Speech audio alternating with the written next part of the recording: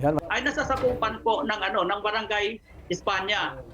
At si Miura mismo nagsabi na hindi niya alam na mayroong port na itinayo yung yung Altai Mining.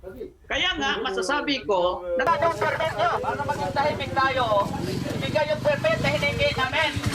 11 araw nang binarikadahan ng mga residente at anti-mining group ang daan patungo sa pier para harangan ang pagdating ng mga truck ng Altai Mining Philippines Corporation. Yan ang nakita po nyo guys, no? Yan ang kumpleto po yung kwento po niyan guys.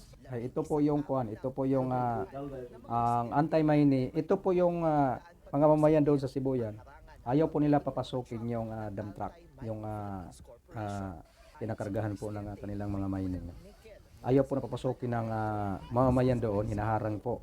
Tapos ngayon na nangyari, nandoon po yung kapulisan. Ay yung mga mamayan nga nagharang doon sa dump truck na yon, ay yun pinapaalis ng mga kapulisan natin para po ay makapasok na doon sa port, sa area ng kanilang mining. Yan po ang mga pangyayari guys. So, nakita po natin ang video na yan. Kaya yun po ang nangyayari. Bakit po binigyan po bakit nagagawa sila ng mining doon, no? Saan po sila kumukuha ng mga papers, no? Para po ay nakapag-operate sila ng mining doon. Kaya yun po ang isang problema doon sa kanilang barangay na yun, no?